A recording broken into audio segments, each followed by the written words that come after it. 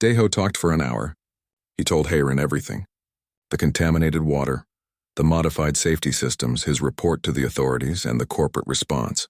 He showed her his bruised face and wrapped ribs through the hologram. He expected her to say she was sorry but could not help. This was a human problem after all. Instead, Heirin listened in silence. Her golden eyes never left his face. When he finished, she was quiet for a long moment. "Do you invoke the debt?" she asked finally. Her voice was formal, heavy with meaning. "I do not know what that means exactly," Daeho said. "It means I am asking if you are calling upon my family's sacred obligation to aid you. If you say yes, we will come. We will use every resource at our disposal to help you. But understand, this is not a small thing. Once invoked, the debt is fulfilled and the key's power is spent." Daeho thought about the colonists, the children drinking poisoned water, the corporation that thought it could do whatever it wanted because people were too afraid or too poor to fight back. "Yes," he said. "I invoke the debt," Heirin nodded once. "Then we are coming. Stay safe, Daeho. Help arrives soon." The hologram disappeared. Daeho sat in the darkness of the storage unit, wondering what he had just set in motion. He did not have to wonder long. 18 hours later, every screen in the colony lit up with the same message. A Veltheron diplomatic vessel had entered orbit around Taros 7 and was requesting permission to land. The ship's credentials carried the seal of the Veltheron Council of Elders. Daeho watched the news coverage on Jiwoo's tablet. The reporter looked confused and excited. "This is unprecedented," she said. "Veltheron diplomatic missions rarely visit Outer Rim colonies. The ship is transmitting that they are here on a matter of sacred family obligation. Colonial administrators are scrambling to respond." Jiwoo looked at Daeho with wide eyes. "Did you do this?" "Maybe," Daeho said. The ship landed 6 hours later. It was beautiful in a way that human ships were not, smooth and organic like it had been grown instead of built. The hull shimmered with the same iridescent quality as Veltharan skin. Heirin was the first to emerge, followed by a delegation of 20 Veltharans. Some wore robes that marked them as scholars or legal experts. Others had the bearing of military officers. And at the center of the group was an elderly Veltharan, woman who moved with such authority that even the human security forces stepped back instinctively. Daeho watched from a distance as the delegation entered the Colonial Administration building. He had been told to stay out of sight. Corporate still had mercenaries looking for him. 3 hours later, his comm device chirped. It was Heirin. "We need you to come to the administration building. Bring all your evidence. You will be safe, I promise." Daeho gathered his files and made his way through the colony. His heart was pounding. This felt too big, too important. He was just a maintenance worker. What was he doing at a diplomatic meeting? Security tried to stop him at the building entrance, but Heirin appeared and spoke sharply to them in Galactic common language. They let him through immediately. She led him to a large conference room. The elderly Veltharan woman sat at the head of the table. Up close, she was even more impressive. Her crystalline formations were elaborate and ancient, glowing with soft golden light. Her eyes held centuries of wisdom. "This is Elder Kyung-hee, my mother," Heirin said. "She leads our family and serves on the Veltharan Council." Daeho bowed awkwardly, not sure of the proper protocol. Kyung-hee studied him for a long moment, then smiled. "You are the one who saved my granddaughters," she said. Her voice was strong despite her age. "And now you fight to save others. Heirin chose well when she gave you our family's key." "I just did what was right," Daeho said. "Exactly." Kyung-hee gestured to a chair. "Sit. We have much work to do." Over the next several hours, Daeho presented his evidence to the Veltharan delegation and the colonial administrators who had been summoned. The Veltharans asked detailed questions and took extensive notes. They had brought their own environmental scientists who confirmed Daeho's findings with scans from their ship. Then Kyung-hee began to speak. She explained that humans and Veltharans had signed several treaties decades ago, during humanity's early expansion into space. These treaties covered trade, but also environmental protection and colonist rights. Stellar Dynamics, eager for access to Veltharan technology and markets, had signed every treaty offered. By these agreements, Kyung-hee said, addressing the colonial administrators and the corporate representatives who had been forced to attend, Stellar Dynamics is in violation of at least 7 major articles. They have knowingly contaminated a water source. They have endangered civilian populations. They have retaliated against a legal whistleblower. The corporate lawyers tried to argue. They claimed the treaties did not apply to internal human matters. They said Daeho's evidence was incomplete. That was when Hayren presented the scans from the Veltheran ship. Their sensors had mapped the entire aquifer and the contamination spreading through it. The data was irrefutable. The mining consortium's operations were poisoning the water supply of 30,000 colonists. Furthermore, Kyung-hee continued, we have discovered that Stellar Dynamics has been selling this contaminated water to 3 other colonies. This is not merely a local issue. This is a pattern of criminal negligence affecting multiple worlds. The room went silent. The colonial administrators looked horrified. The corporate representatives looked trapped. What do you want? One of the corporate lawyers finally asked. Justice, Kyung-hee said simply. Stellar Dynamics will cease all operations on Taro 7 immediately. Your assets here will be seized to pay for water system repairs and medical treatment for affected colonists. Criminal charges will be filed with both human and galactic authorities. You cannot do this, the lawyer protested. This is a human colony. You have no authority here.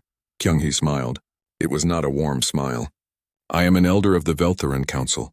My family's fleet includes 12 diplomatic vessels and 400 trade ships that visit human space daily. If Stellar Dynamics wishes to contest this, we will simply refuse to trade with any human corporation or colony that does business with you. You will be isolated from half the galactic economy. That is blackmail, the lawyer said weakly. No, Kyung-hee corrected. That is consequence. You poisoned children. You threatened and assaulted a man who tried to save them. Did you think there would be no price for such actions? The corporate representatives had no answer to that. Within a day, Stellar Dynamics executives began abandoning Taro 7. They fled the planet before warrants could be issued. The company's local assets were frozen. Colonial administration was transferred to an independent oversight committee. Daeho watched it all happen with a sense of unreality. A week ago, he had been beaten and alone, hiding in a storage unit. Now he was standing in the Colonial Administration building, watching a corporation collapse because an alien family had decided to honor a life debt. Hayren found him standing alone on an observation deck, looking out at the Veltheran ship. Your family is terrifying, Daeho said. Hayren laughed. My mother can be intense, yes, but she believes strongly in justice. When I told her what happened to you, she was very angry. I do not know how to thank you. You already did. 3 weeks ago, in a collapsed building in a dust storm, Hayren stood next to him looking at her family's ship. You saved my children when you had no obligation to do so. You asked for nothing in return. And when you finally called upon us, it was not for yourself. It was for others. I could not just let them keep poisoning people. Many would have. Most would have. Hayren turned to face him. Daeho, my family has been watching humanity for some time. Your species is young and often reckless. You make mistakes. But occasionally we see humans like you, people who choose courage when it would be easier to choose safety, who fight for others even when it costs them everything. I did not feel courageous. I was terrified the whole time. That is what courage is, being afraid but doing what is right anyway. Hayren smiled. My mother would like to speak with you before we depart. Will you come? They found Kyung-hee in a private room drinking tea. Yuna and Minji were there too, looking much healthier than the last time Daeho had seen them. They ran to him immediately, hugging him and talking excitedly in their language. They have been asking about you every day, Kyung-hee said. My granddaughters believe you are a hero from their stories. I am just a maintenance worker, Daeho said automatically. You keep saying that, Kyung-hee observed. Why? Daeho did not have a good answer. He had always thought of himself as ordinary. Nothing special, just someone trying to get by. Let me tell you what I see, Kyung-hee said. I see a man who saves children from fire, who stands against corruption even when it costs him everything, who uses a sacred gift not for personal gain, but to protect strangers. That is not just anything. She stood and approached him. Despite her age, she moved with grace and power. Daeho Park, my family owes you a debt we can never fully repay. You saved what was most precious to us. But more than that, you have shown us something valuable. You have shown us what humanity can be at its best. I was just trying to do the right thing. Exactly. And that is why I am going to make you an offer. The response came faster than Daeho expected. Within 3 days, his report was everywhere. Local news networks picked it up first, then larger outlets across multiple colonies. People were angry. Parents were terrified. Someone had been poisoning an entire colony, and now everyone knew. Daeho watched the news coverage from his apartment. Reporters were interviewing colonists, environmental experts, and legal analysts. The story was spreading like fire. Then the hammer fell. On the 4th day, Daeho arrived at work to find security waiting for him. 2 large men in corporate uniforms blocked the entrance to the plant. Daeho Park? One of them asked. Yes. You are terminated, effective immediately. Industrial espionage and breach of contract. You need to leave now. Daeho felt his stomach drop. I was reporting safety violations. That is protected under colonial law. Your access card. The security guard held out his hand. There was no point arguing. Daeho handed over his card and walked away. Other workers watched him go. Some looked sympathetic. Most looked away. They all had families to feed. No one wanted to be associated with a troublemaker. Tae-sung caught up with him in the parking area.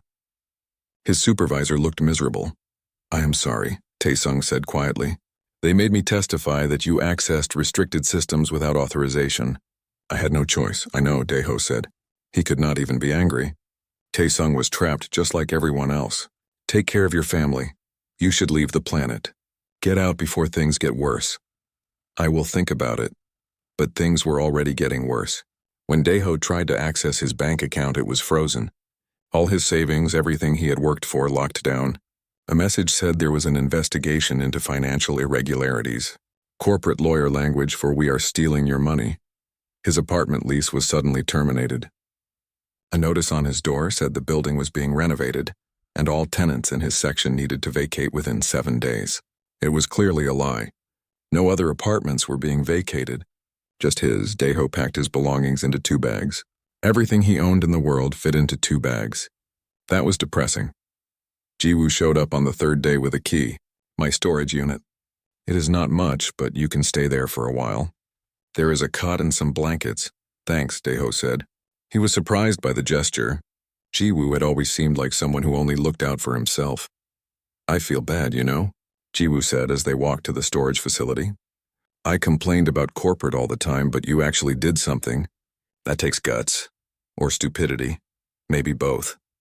Jiwoo helped him move his bags into the small storage unit. It smelled like oil and rust, but it was shelter. Be careful, man. Corporate is really angry about this. They are losing contracts because of your report. That means they are losing money. Good. No, not good. Desperate corporations do desperate things. Jiwoo was right. 2 nights later, Daeho was walking back to the storage unit after buying food when 3 men stepped out of the shadows. They were not security guards. They were worse. Mercenaries dressed in plain clothes, the kind of people corporations hired when they needed something done quietly.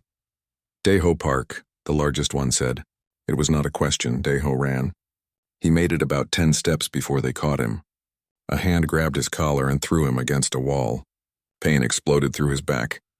You have caused a lot of trouble, the big man said. His breath smelled like alcohol and synthetic stimulants. Our employers are very unhappy. Tell your employers to follow the law, Daeho gasped. That earned him a punch to the stomach. He doubled over, unable to breathe. Another punch hit his face. He felt his lips split open, tasted blood. Here is what is going to happen, the mercenary said, pulling Daeho up by his hair. You are going to send out a new statement. You will say you made mistakes in your report, that you misunderstood the data. Then you are going to leave this planet and never come back. And if I do not? The mercenary smiled. It was not a nice smile. Then accidents happen. Storage units catch fire. People disappear in dust storms. Frontier worlds are dangerous places. They hit him a few more times to make their point, then left him bleeding on the ground. Daeho lay there for a long time, staring up at the dark sky. Every part of his body hurt. His ribs might be cracked. His face was swelling already. He crawled back to the storage unit and collapsed on the cot. No hospital. Hospitals had records, and records meant corporate would know where to find him. He would have to heal on his own. The next morning, Jiwoo found him and brought medical supplies. He helped Daeho clean his wounds and wrap his ribs. You need to do what they say, Jiwoo said. I am serious, Daeho. These people will kill you. If I recant, the investigation stops. The water stays contaminated. Children keep getting poisoned. Children that are not your responsibility. Daeho thought about Yuna and Minji, about how scared they had been in the dark, about how he could not walk away and leave them. Maybe they should be everyone's responsibility, he said. Jiwoo sighed. You are going to get yourself killed for nothing. One man cannot fight a corporation. Then I will die trying. That is stupid. Probably. Jiwoo left, shaking his head. Daeho did not blame him. It was stupid.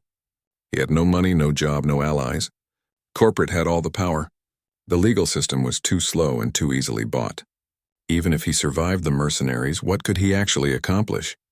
He sat in the storage unit, bruised and bleeding, and felt more alone than he had ever felt in his life. That was when he remembered the resonance key.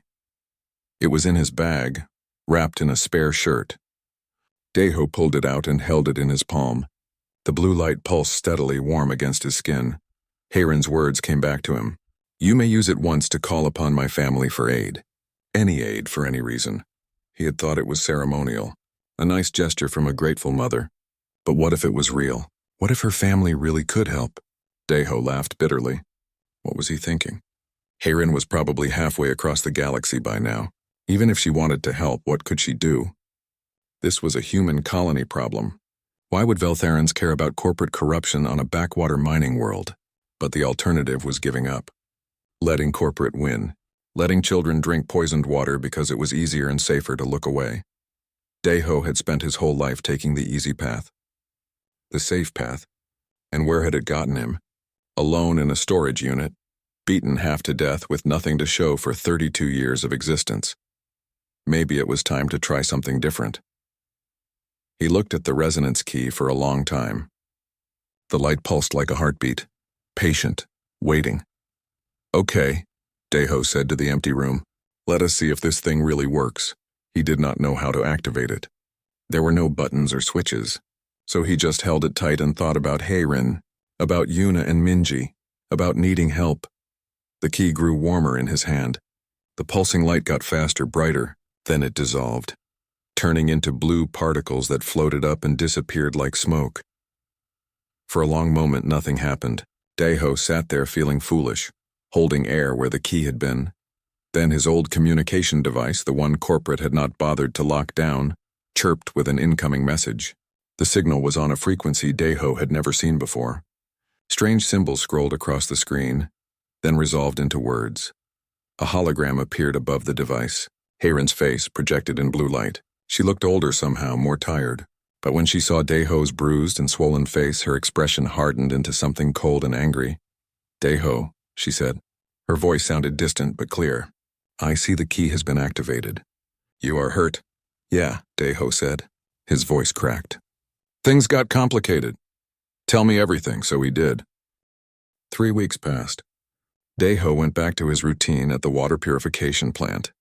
His burned hand healed slowly, leaving a small scar across his palm. Every time he looked at it, he remembered 2 small golden eyes watching him work to free them from the rubble. The resonance key sat on his desk in his apartment. Sometimes he picked it up and watched the light pulse. It was pretty in a strange way. But mostly he tried not to think about it. Life was easier when he did not think about alien life debts and sacred obligations. Work at the plant had become more stressful. His supervisor, Tae-sung, was a man in his 50s with gray hair and permanent worry lines on his face. He had been with the company for 20 years and had seen better times. Corporate is pushing us again, Tae-sung said one morning during the shift briefing. They want production up by 15% this quarter. We're already running at capacity, Daeho pointed out. Pushing harder means skipping maintenance cycles. I know that. You know that. Corporate does not care. Tae-sung rubbed his face tiredly. Just do what you can and keep the complaints to a minimum. Daeho's coworker, Ji-woo, laughed bitterly. Ji-woo was younger, maybe 25, always looking for shortcuts. Corporate never cares. They are sitting in offices on Earth while we are breathing dust on this rock. Careful, Tae-sung warned. Walls have ears, but Ji-woo was right. Stellar Dynamics, the corporation that owned the mining rights to Taros 7, had been getting worse every year. More quotas, less safety equipment, fewer workers doing more jobs. The colony was profitable, but that profit never seemed to reach the people actually doing the work. Daeho focused on his job and tried not to get involved in politics. He checked systems, fixed broken equipment, kept the water flowing. Clean water was life on a desert planet. His work mattered even if corporate did not appreciate it. Then strange things started happening. Equipment that should have lasted years began breaking down after months. Safety sensors failed without explanation. Filters needed replacing twice as often as they should. "This does not make sense," Daeho said to Taesung one afternoon. They were standing in front of a filtration array that had mysteriously degraded. "These filters are rated for 5 years. This one failed after 8 months. "Maybe we got a bad batch," Taesung said, but he did not sound convinced. "All of them? Every filter in the past 3 months has been from different suppliers." Taesung gave him a look that said, "Stop asking questions. Just order new ones and file the report." Daeho did as he was told, but the problem nagged at him. He was an engineer. Problems had causes. Random failures across different systems from different suppliers were not random. Something was wrong. Over lunch in the worker cafeteria, Jiwoo was complaining as usual. "Did you hear? Corporate sold the mining rights to the deep aquifer. Some off-world consortium bought access for the next 10 years. "The aquifer?" Daeho looked up from his meal. "That is where our water comes from." "Exactly. They're going to drill right down into it. Extract minerals or whatever. Corporate gets paid, and we get to hope they do not contaminate our only water source." "That cannot be legal," another worker said. Jiwoo snorted. "It is legal if you own the planet. Stellar Dynamics has rights to everything under the surface. We just live here." Daeho felt sick. He thought about the families in the colony. The children. If the aquifer got contaminated, thousands of people would be in danger. There was no backup water source. Taro 7 was a dry world. The underground aquifer was all they had. That night, Daeho could not sleep. He kept thinking about the failing filters, the rushed inspections, the pressure to increase production. Pieces of a puzzle he did not want to solve. The next day, he did something he was not supposed to do. During his shift, when everyone else was busy, Daeho accessed the main system controls. He pulled up the filtration parameters and compared them to the official specs. What he found made his blood run cold. Someone had modified the settings. The water passing through the filters was being tested at lower standards than safety regulations required. Contaminants that should have been caught were being allowed through. Not enough to kill anyone immediately, but over time, over months and years, enough to cause serious health problems. Daeho checked the logs. The modifications had been made 6 months ago, right after corporate signed the aquifer deal. Someone had deliberately lowered the safety standards to allow the mining consortium to contaminate the water without triggering alarms. He sat back in his chair, hands shaking. This was not equipment failure. This was not bad luck. This was corporate murder in slow motion. "What are you doing?" Daeho jumped. Taesung was standing behind him, looking at the screen. "I found something," Daeho said. "Someone changed the filtration parameters. We are letting contaminated water through to the colony." Taesung's face went pale. He quickly looked around to make sure no one else was nearby. "Turn that off. Right now." "But people need to know." "I said turn it off." Taesung reached past him and closed the screen. His hands were shaking too. "Listen to me carefully, Daeho. I know what you found." "I have known for months." "You knew?" Daeho stared at his supervisor in disbelief. "Corporate ordered the changes. I was told to implement them and keep my mouth shut." Taesung looked like he had aged 10 years in the last few minutes. "You think I wanted to? I have a wife and 2 kids. If I speak up, they fire me. Maybe worse. So we just let people get poisoned? We do our jobs and hope someone else fixes it. That is how you survive on frontier worlds." Taesung gripped Daeho's shoulder hard. "Forget what you saw. I am serious. People who cause trouble for stellar dynamics have a way of disappearing. This colony is a long way from Earth and galactic law." Daeho pulled away from him. "I cannot just ignore this. You can and you will if you want to keep working here. If you want to keep living here." Taesung's voice was desperate now. "I am not the bad guy, Daeho. I am just trying to protect my family. You should do the same." "I do not have a family." "Then protect yourself. Please." Taesung walked away, leaving Daeho alone with the knowledge that was now burning in his mind. He looked around the plant, at the machinery humming and processing water for thousands of colonists, water that was slowly poisoning them. That night, Daeho sat in his apartment and stared at the resonance key on his desk. He thought about Yuna and Minji. 2 innocent children who had almost died because they wandered into a dangerous place. He thought about all the children in this colony, drinking contaminated water every day because a corporation wanted to save money. His whole life, Daeho had kept his head down, done his job, stayed out of trouble. It was safer that way, easier. But some things were not about safety or ease. Some things were about right and wrong. Daeho opened his personal computer and started compiling evidence. He took screenshots of the modified filtration parameters. He pulled maintenance records showing the pattern of equipment failures. He documented everything he had found. Then he sent it all to the Colonial Administration Board and to 3 independent news networks that covered frontier worlds. After he hit send, Daeho sat back and waited. His hands were not shaking anymore. He felt calm, clearer than he had in years. He had just made himself a target. He knew that. Stellar Dynamics would come after him with everything they had, but he had done the right thing.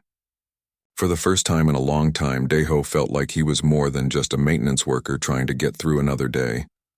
He felt like someone who gave a damn. The resonance key pulsed quietly on his desk, its blue light steady in the darkness. The knocking woke Daeho from a deep sleep. At first he thought he was dreaming. Then it came again, loud and persistent against his apartment door. He groaned and looked at the time. 7 in the morning. He had only been asleep for 5 hours. Go away, he mumbled into his pillow. The knocking continued. Daeho dragged himself out of bed, his body protesting every movement. His burned hand was wrapped in bandages from the medic's quick treatment. His arm throbbed where the gash was. Everything hurt. He stumbled to the door and opened it without checking who it was. A Veltheron woman stood in his doorway. She was tall, nearly 6 feet, with the same shimmering skin as the children he had rescued, but where the children had small crystal formations on their arms. This woman had elaborate crystalline structures that ran from her forearms up to her shoulders, glowing faintly with an inner light. Her face was elegant and composed, but her golden eyes showed deep emotion. Behind her stood the 2 children from last night. They were clean now, wearing fresh clothes with bandages on their arms and legs. When they saw Daeho, both of them smiled and started talking excitedly in their language. "I am Hiren," the woman said in perfect human language, though with a melodic accent. "These are my daughters, Yuna and Minji. You saved their lives last night." Daeho's tired brain tried to catch up. "Oh yeah, I mean they're okay? The hospital released them already?" "Minor injuries only, thanks to you." Hiren's voice was warm but formal. "May I come in? I have traveled far to speak with you." Sure. Sorry, the place is a mess." Daeho stepped back and let them enter his small apartment. It really was a mess. Dirty clothes on the floor, dishes in the sink, spare parts from various projects scattered on every surface.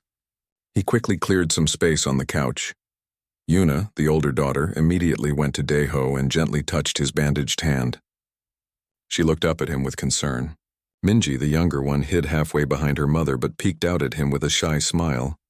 "Please sit," Daeho said awkwardly. He was still in his work clothes from yesterday, covered in dust and probably smelling terrible. "Can I get you something, water?" "I don't know what Veltherans drink." "Water would be kind, thank you," Hiren said. She sat gracefully on his couch while her daughters settled on either side of her. Daeho brought water for everyone. His hand shook slightly as he handed out the glasses. He was not used to visitors, especially not alien dignitaries, because that was what Hiren looked like. Her clothes were made of fabric that shifted colors subtly. She wore jewelry that seemed to be grown rather than made, all crystalline and organic. "I must thank you properly," Hiren began once everyone had water. "My daughters wandered away during our visit to this colony. I was searching for them all night. When I received word that a human had rescued them from a collapsed building, I came immediately." "Anyone would have done the same," Daeho said, uncomfortable with the gratitude in her voice, but anyone did not. "You did?" Hiren leaned forward. "In Veltheran culture, there is a concept called life debt. When someone saves a life, especially the life of a child, a sacred bond is created. This is not something we take lightly. Look, really, it's okay. I'm just glad they're safe." "I understand human culture often sees such things differently," Hiren said. "But I am Veltheran and I must honor our ways. A life debt must be acknowledged. A reward must be offered." Daeho shook his head. I don't want anything. Seeing them safe is enough, Hayren smiled sadly. You are kind. But please understand, this is not about payment. This is about balance, about honor. If you refuse entirely, it would be a great insult to my family. Daeho did not know what to say to that. He looked at the two girls. Yuna was watching him with those big golden eyes. Minji had stopped hiding and was now looking around his apartment with curiosity, pointing at his collection of old tools and machine parts. What kind of reward are we talking about? Daeho asked carefully. Hayren reached into a small bag at her side and pulled out a sphere. It was about the size of a golf ball made of crystal that glowed with soft blue light. The light pulsed gently like a heartbeat. This is a resonance key, Hayren said, holding it out to him. It is keyed to my family's genetic signature. It is very rare and very precious. Daeho took the sphere carefully. It was warm in his hand and he could feel the pulse of light against his skin. What does it do? Several things. First, it marks you as kin by choice in Veltharan society. This is a title of great respect. Any Veltharan who sees this key will know that you are under my family's protection. That's very generous, but I don't really interact with many Veltharans. There are millions of us across hundreds of worlds, Hayren said quietly. You may find it more useful than you think. Daeho turned the sphere in his hand, watching the light pulse. And the second thing? You may use it once to call upon my family for aid. Any aid for any reason. When you activate the key, it will send a signal across any distance. My family will respond. Like a favor. Like a sacred obligation. Hayren's expression became very serious. I need you to understand something, Daeho. My family is not simple merchants or travelers. We are part of one of the oldest lineages in Veltharan society. My mother is an elder in the council. My brother commands a diplomatic fleet. My family's influence reaches across much of the known galaxy. Daeho stared at her, then at the sphere in his hand, then back at her. You're telling me you're space royalty? That is not quite accurate, but close enough. Hayren smiled slightly. This key is not a small thing.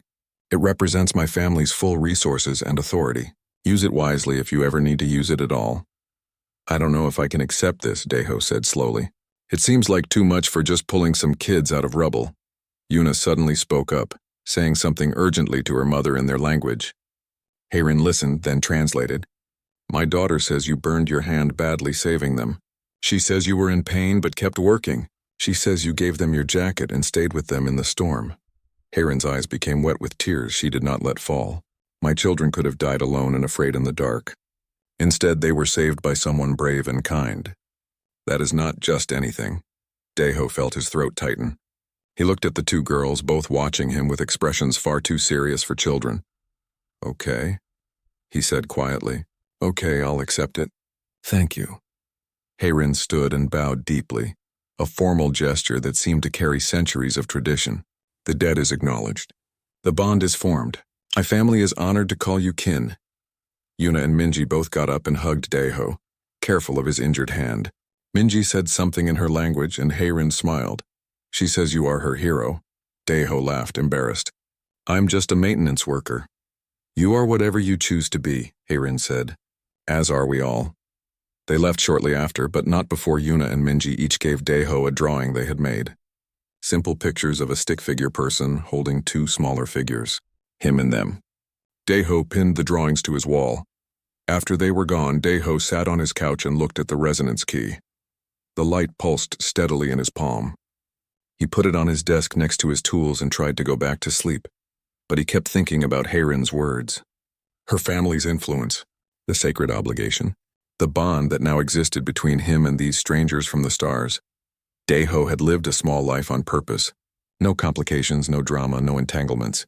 Just work, sleep, and the occasional drink with colleagues. Safe, simple. Looking at that pulsing sphere of light, he had the strange feeling that his small life had just gotten a lot bigger. He was not sure yet if that was a good thing or a bad thing. The dust storm was getting worse. Daeho pulled his jacket tighter around his body as he walked through the empty streets of the industrial district. His shift at the water plant had ended an hour ago, and all he wanted was to get home, take a hot shower, and sleep. The red dust of Taro 7 got into everything, even his lungs after 12 hours of work. He was taking the shortcut through the old storage area when he heard it. A strange sound like chirping mixed with crying. Deho stopped walking and listened. The wind was howling, but there it was again. Something was making noise inside one of the collapsed buildings. Deho knew he should keep walking. The abandoned storage facilities were dangerous. Corporate had marked them for demolition months ago, but never got around to it. Getting involved meant paperwork, questions, maybe even trouble with his supervisor. But the sound came again, higher pitched this time. It sounded like children. He cursed under his breath and moved toward the collapsed structure. His headlamp cut through the darkness and dust. The building had been some kind of cooling station once. Now half of it was just rubble. Deho climbed over broken concrete and twisted metal, following the sounds. "Hello?" he called out. "Anyone there?" The crying got louder, desperate. Deho moved faster, his boots crunching on debris. Then he saw them. Two small figures trapped beneath a fallen support beam and chunks of ceiling. They were not human. The children had skin that shimmered even in the dim light like oil on water. Their eyes were huge and golden, filled with tears. Strange crystal formations grew along their small arms, catching the light from his headlamp. Deho had seen their species before at the colony market. Veltharans, peaceful traders and scholars who sometimes visited the outer rim worlds. The older child, maybe 8 years old, was trying to shield the younger one with her body. Both were crying and speaking in a language Deho did not understand. But fear needed no translation. Hey, it's okay," Deho said softly, kneeling down carefully. The structure groaned above them. Not good. He could see coolant leaking from broken pipes nearby. The green liquid was toxic to most species. If it reached the children, they would die. Deho pulled out his multi-tool and looked at the situation. The beam was too heavy to lift alone. The ceiling chunks were unstable. One wrong move and everything would collapse further. He needed to work smart, not hard. He started with the smaller pieces, moving them away carefully. The children watched him with those huge golden eyes. The younger one whimpered. Deho smiled at her, trying to look calm even though his heart was pounding. "I'm Deho," he said, pointing to himself. "I'm going to get you out. Just stay still, okay?" The older child seemed to understand his tone, if not his words. She nodded and held her sister tighter. Deho worked methodically. Each piece of rubble had to be tested, shifted, and removed without disturbing the precarious balance. Sweat dripped down his face despite the cold. The coolant leak was getting worse. He could smell the sharp chemical odor. 20 minutes passed. Then 30. His hands were scraped and bleeding. When he reached for a particularly stubborn piece of metal, his hand slipped and plunged into a puddle of coolant. Pain shot up his arm like fire. Deho bit back a scream and pulled his hand out. The skin was already turning red and blistering. The older child gasped and said something urgent in her language. She had seen. She looked scared for him. "I'm fine," Deho lied, wrapping his hand in his shirt. "Let's keep going." He used his good hand and his multi-tool to work on the beam. If he could create a leverage point, maybe he could shift it enough to pull the children free. He wedged a piece of metal piping under the beam and pushed down with all his weight. The beam moved. Just an inch, but it moved. "Okay, when I lift this, you need to crawl out," Deho said, using hand gestures. "Understand?" The older child nodded. She was smart. Brave too. Deho positioned himself and pushed down on his makeshift lever again. His burned hand screamed in protest. His muscles shook with effort. The beam lifted 2 inches. 3 inches. "Now go," he shouted. The older child grabbed her sister and pulled. They scrambled out from under the beam just as Deho's strength gave out. The lever slipped and the beam crashed back down, right where the children had been seconds before. Deho fell backward, breathing hard. The children stood there in the dust and darkness, staring at him. Then the older one rushed forward and hugged him. The younger one followed. They were both crying, but differently now. Relief, not fear. "You're safe," Deho said, patting their backs awkwardly. "You're safe now." He looked around. The structure was becoming more unstable. They needed to leave before it all came down. Deho took off his jacket, heavy and warm, and wrapped it around both children. They were shivering despite their strange crystalline skin. "Come on," he said, leading them carefully back through the rubble. The wind hit them as they emerged from the building. The dust storm was worse now, reducing visibility to almost nothing. Deho pulled out his comm device and called emergency services. "This is Deho Park, water plant worker. I found 2 Veltharan children trapped in the old cooling station at Sector 7. They need medical attention. I'll wait here with them. The dispatcher told him a team would arrive within 2 hours because of the storm. 2 hours. Daeho looked at the children huddled in his jacket. His hand throbbed. His whole body ached, but he sat down next to them and waited. The younger child leaned against him. The older one said something in her language, soft and grateful. Daeho did not understand the words, but he understood the meaning. He pulled them both closer, sharing his warmth. "I've got you," he said. "I've got you."